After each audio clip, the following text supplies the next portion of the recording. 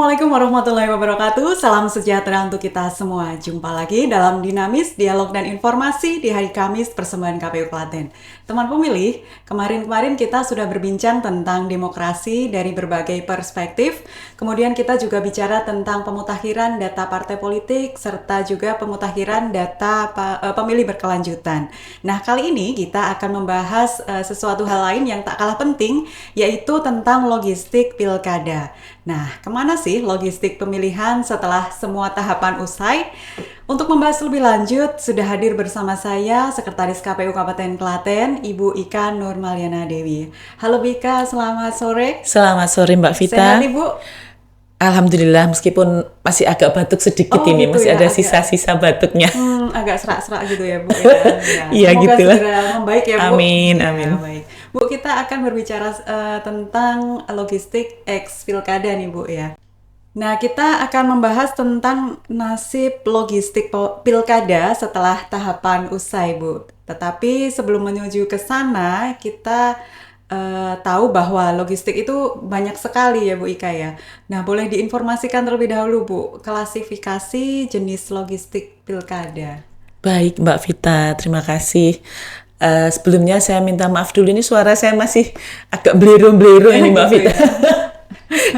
Terlalu banyak ya. Masih serak-serak ini ya. Ya mungkin karena cuaca ya. Baik, Bu.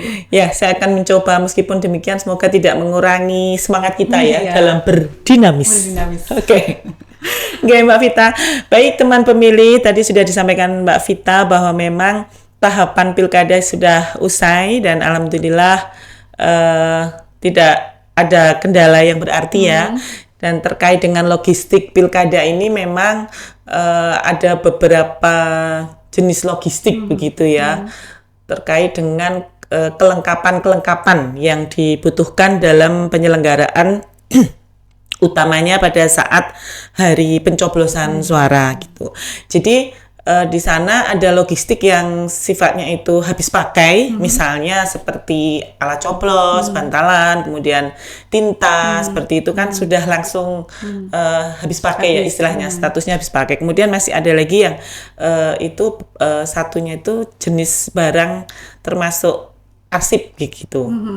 Meliputi surat suara, kotak, dan bilik. Itu termasuk dalam jenis persediaan, istilahnya seperti barang persediaan, istilahnya seperti itu Mbak Vita. Kemudian kalau seperti itu selanjutnya nanti bagaimana Bu, prinsip-prinsip pengelolaannya setelah pilkada selesai? Iya, jadi terkait dengan pengelolaan barang persediaan pemilu atau pilkada, kita sudah ada acuan atau ketentuan yang mengatur yaitu Surat Keputusan KPU nomor 1353 tahun 2023 tentang petunjuk teknis pengelolaan persediaan barang pemilu maupun pilkada.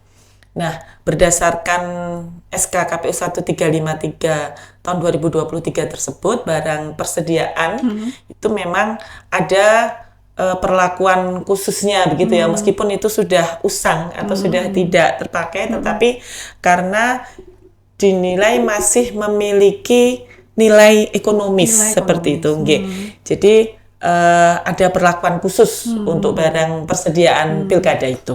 Berarti perlakuan khusus untuk yang barang yang masih memiliki nilai ekonomis ya Bu. Betul. Ya? Nah, kalau di Klaten sendiri sejauh mana Bu langkah yang sudah dilakukan pasca pemilihan selesai ini Bu terhadap barang tersebut? Iya, jadi termasuk utamanya surat suara ya Mbak, yang memang masih juga memiliki nilai politis juga ya.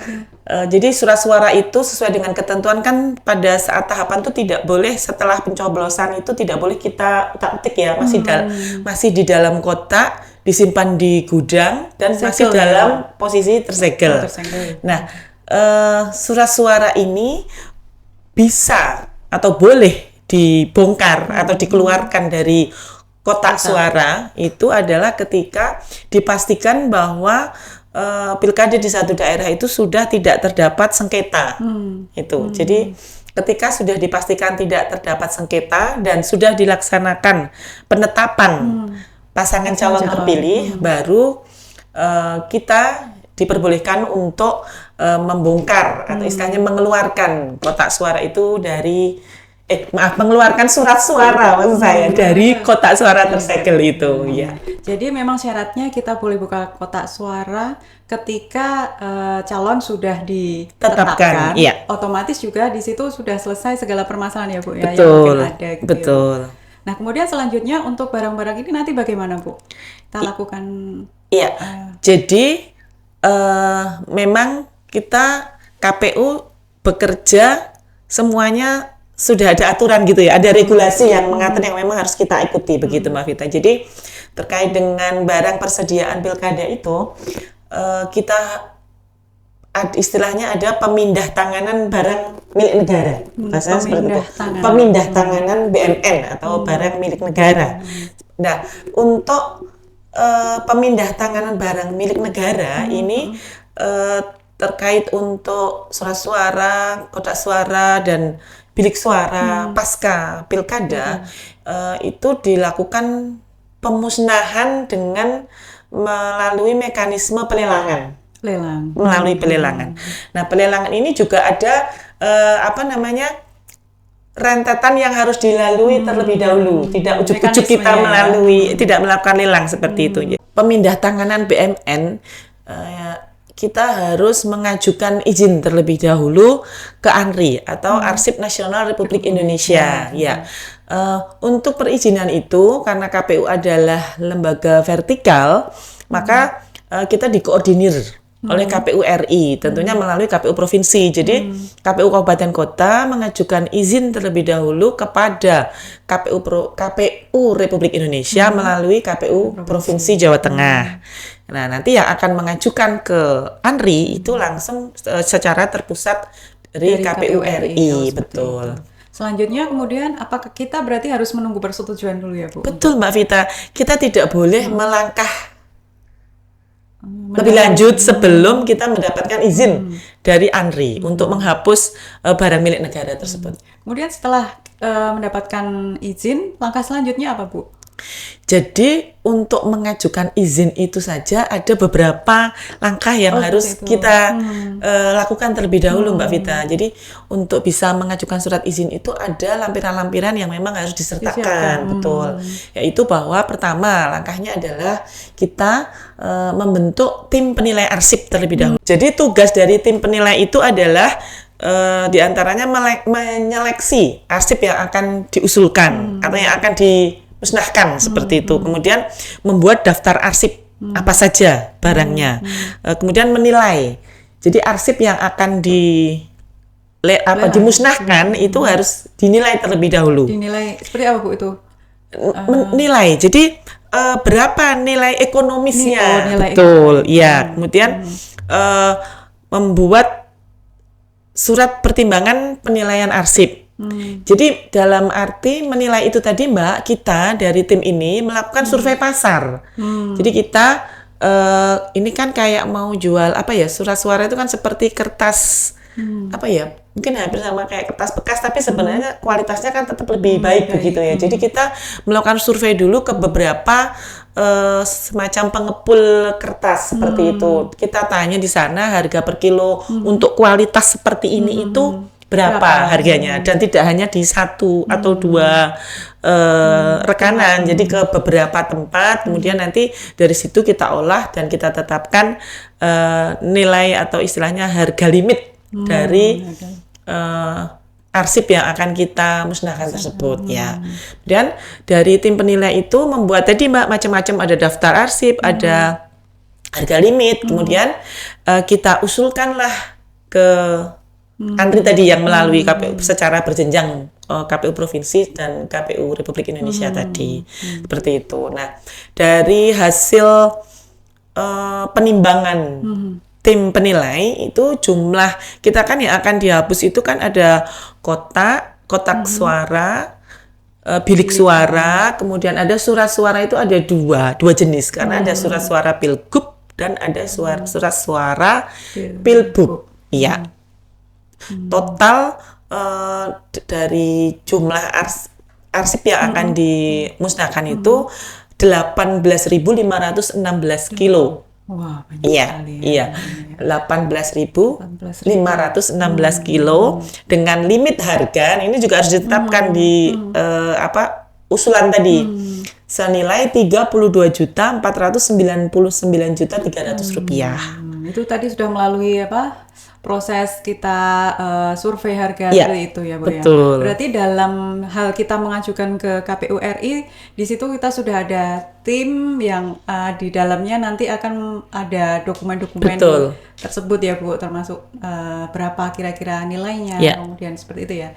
Jika sudah diajukan, kemudian selanjutnya apa Bu? Nah, kita menunggu izin, Mbak. Karena kan dari antri itu kan antriannya juga banyak ya. Jadi kita harus menunggu dulu. Nah, sementara memang di Klaten ini kita agak terdesak dengan waktu begitu. Karena gudang kita kan masih di gudang Bulog ya. Di gudang Bulog di jalan di bypass itu dekat Polres itu batas waktu kontrak kita waktu itu tuh hanya sampai dengan tanggal 22 Agustus. Iya. Jadi jadi waktu itu kita berkejaran dengan waktu bagaimana sebelum tenggat waktu 22 Agustus itu barang sudah harus bersih ya, seperti itu Mbak Vita ya. Karena kan memang tempatnya sudah harus diserahkan ya Bu, kalau sudah habis Betul, kontraknya iya. otomatis harus segera terjual seperti itu ya. Betul. Oke, terus kemarin berarti akhirnya mendapatkan izin dan sebagainya, kemudian Setelah mendapatkan izin dari Andri, kemudian kita mengajukan permohonan lelang ke kantor KPKNL, Kantor Pelayanan Kekayaan Negara dan Lelang. Ada di Surakarta ya, di Solo ya. Jadi karena KPKNL itu tidak ada di setiap kabupaten ya. Jadi KPKNL Surakarta itu melayani di 7 kabupaten di wilayah Karsiden Surakarta, iya begitu. Nah, di sana juga kita harus melakukan komunikasi dan koordinasi secara intensif karena memang karena cakupan KPKNL itu meliputi 7 kabupaten kota, jadi antriannya panjang Mbak Vita. Ini yang agak kemarin sempat membuat kita agak was-was ya Bu. Was-was begitu, khawatir kalau tenggat waktu sewa gudang itu nanti terlewati. Akhirnya bersyukur Kasubagul dan juga operator BMN itu secara masif begitu melakukan komunikasi ke KPKNL sehingga alhamdulillah kita mendapatkan jadwal lelang itu di tanggal 11 Agustus dan sudah ditetapkan pejabat lelang dari KPKNL juga. Nah, lelang ini dilakukan di kantor KPU. Jadi pelayanannya bagus ya. Jadi dari pejabat lelang KPKNL yang tindak ke sini begitu. Pelelangannya di KPU, tapi kan itu melalui sistem ya Bu, secara melalui aplikasi, ya? betul, selalu secara online. Tapi ketika dilakukan di KPU, kita bisa memantau secara langsung kan Mbak ya, di layar monitor itu jadi begini proses lelangnya begitu. Berarti itu butuh berapa lama Bu untuk proses pelelangan itu? Jadi kita sebelumnya kan memang kita harus mengumumkan terlebih dahulu di media online ya, karena memang nilai kita kan batas tidak mencapai batas minimal untuk harus diumumkan. Kalau nilainya lebih besar kan harus diumumkan di media massa begitu. Nah, karena nilainya kita kan tadi nilai limitnya kan sekitar 30-an juta ya, itu belum belum sampai pada batas untuk melakukan pengumuman di media. Jadi cukup di kantor KPU dan juga di media milik KPU ya, media sosial. Media online kita ya, media sosialnya KPU seperti itu. Nah, di tanggal 11 itu alhamdulillah sudah ada penawar gitu ya. Jadi kita mengikuti di sana ada dari pejabat lelang KPKNL secara open bidding ya istilahnya itu lelangnya itu melalui mekanisme open bidding. Jadi kita transparan sekali, ada beberapa penawar ya. Jadi naik total itu ada kurang lebih 8 kalau tidak salah. 8 iya, penawar. 8 penawar. Ada 8 penawar pada proses lelang tersebut. Dan ditutup persis pada pukul 10. Ya. Jadi pada tanggal 11 pukul 10 pagi itu pelelangan ditutup. Dan alhamdulillah dapat pemenang lelang dan terjual dinilai 46.499.300. 46 juta. Nggih, dari nilai limitnya 32.499.300 terjual 46.499.300 rupiah. Kalau sudah berarti kan sudah ada kita diberi batas waktu seperti itu ya Bu ya kalau untuk prosesnya pelelangan ini Bu. Misalnya menawarnya antar mereka yang ingin mengajukan. Iya, itu langsung nanti di-handle oleh KPKNL, istilahnya kayak apanya ya, oleh pejabat lelang itu yang melakukan, yang memoderat istilahnya, memfasilitasi gitu ya. Memfasilitasi itu dari pejabat lelang dari kantor KPKNL seperti itu. Nah, kemudian setelah ditetapkan pemenang, kemudian kita sudah keluar risalah lelang, kita mendapatkan risalah lelang dari KPKNL, dari KPKNL, kemudian sesuai dengan peraturan bahwa pemenang ini diberi batas waktu maksimal 5 hari. 5 hari kerja Mbak Vita hitungannya itu. Jadi Sabtu dan Minggu tidak dihitung. 5 hari kerja untuk melakukan pembayaran sesuai dengan nilai lelang yang sudah ditawar tersebut. Nah, alhamdulillah di tanggal 13 Agustus pemenangnya kebetulan dari Bekasi nih yang menang Mbak, dari Jawa Barat. Jadi memang ya Bu, umum ya Bu ya. Betul, karena itu benar-benar dibuka cara online ya. Jadi kan itu sudah diumumkan sejak tanggal 4 Agustus. Jadi tanggal 4 Agustus itu kita sudah mengumumkan, jadi ada waktu kurang lebih ya 7 hari ya. 7 hari, 1 minggu sejak kita melakukan pengumuman itu sampai dengan waktu pelelangan gitu. Jadi memungkinkan dari berbagai wilayah untuk mengikuti lelang tersebut gitu. Nah, kemudian di ketentuan lelang kita kan memang pembayaran itu maksimal 5 hari kerja dan karena waktu kita sudah mepet di gudang sehingga kita menetapkan untuk pengambilan barang.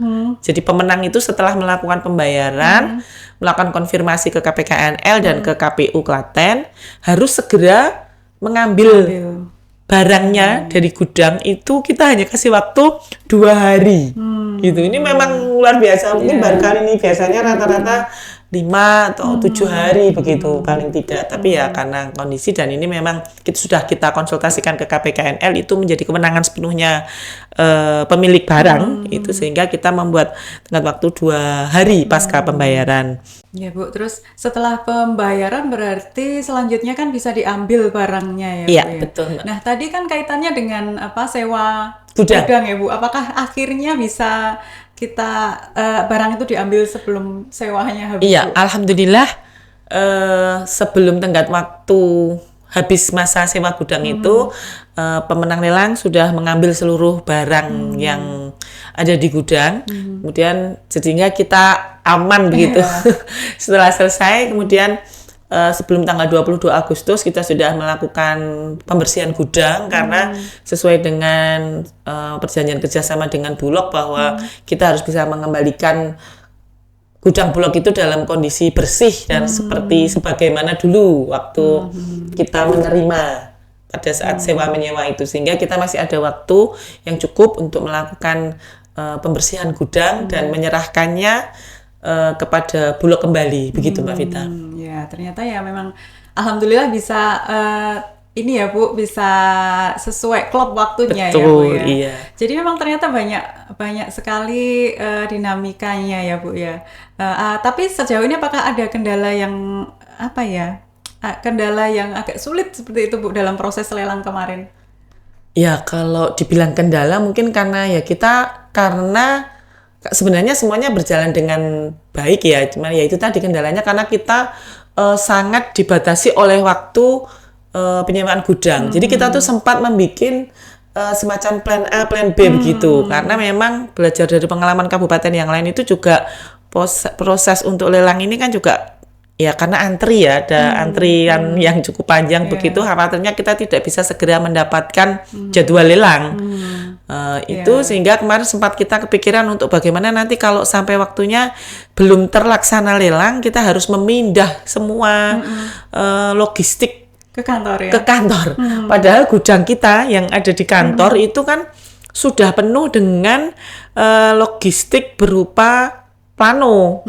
Jadi yang memang masih belum bisa dilelang ya untuk plano kertas apa namanya form C hasil gitu ya. Namanya form C hasil itu masih tersimpan di dalam apa namanya kotak kontainer dan itu masih kita simpan di gudang yang sekarang sudah penuh juga begitu ya. Jadi kan khawatirnya kan sudah tidak ada tempat lagi. Tidak ada tempat lagi. Jadi memang kemarin teman pemilih yang membuat kami juga agak was-was adalah nih proses belum selesai, tetapi sewa gudang sudah habis, selesai, sudah habis sehingga barang-barang nanti harus dikeluarkan. Tapi ternyata alhamdulillah ya Bu ya, alhamdulillah sudah selesai.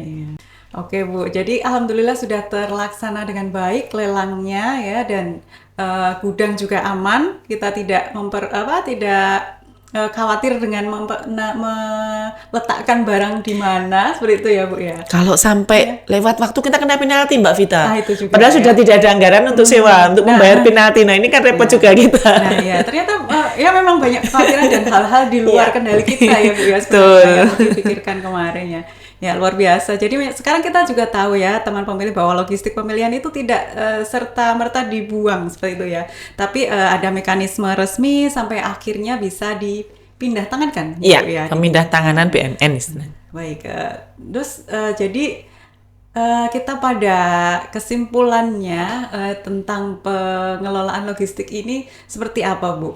Oke, jadi teman pemilih bahwa segala hal terkait dengan tahapan penyelenggaraan pemilu maupun pilkada, KPU harus menjalankan sesuai dengan regulasi yang ada. Itu yang pertama. Yang kedua karena bahwa ada kepastian hukum dari setiap hal-hal yang kita laksanakan. Kemudian bahwa KPU harus menjamin transparansi dan akuntabilitas dalam setiap pengelolaan, apalagi ini terkait dengan logistik pilkada. Tentunya kemarin juga menyerap anggaran yang cukup besar untuk pengadaan logistik ini sehingga harus ada pertanggungjawaban publik seperti itu dan salah satunya adalah dengan pengelolaan logistik pasca pilkada ini. Ya baik Bu, Ika. Nah berarti yang bisa kita ambil garis merahnya adalah tentang transparansi, akuntabel dan juga tentu saja kepastian hukum terhadap barang-barang yang sudah tidak digunakan ex pemilihan ya Bu ya, yang sudah tidak gunakan. Nah, baik Bu Ika, terima kasih sudah hadir dan meluangkan waktunya pada Dinamis episode kali ini. Semoga bermanfaat untuk teman pemilih. Ya. Baik teman pemilih, demikian Dinamis episode kali ini. Jangan lupa untuk mengikuti seluruh akun media sosial KPU Klaten untuk mengetahui perkembangan terbaru seputar kepemiluan. Terima kasih telah menyaksikan Dinamis dan akhir kata wassalamualaikum warahmatullahi wabarakatuh. Waalaikumsalam warahmatullahi wabarakatuh.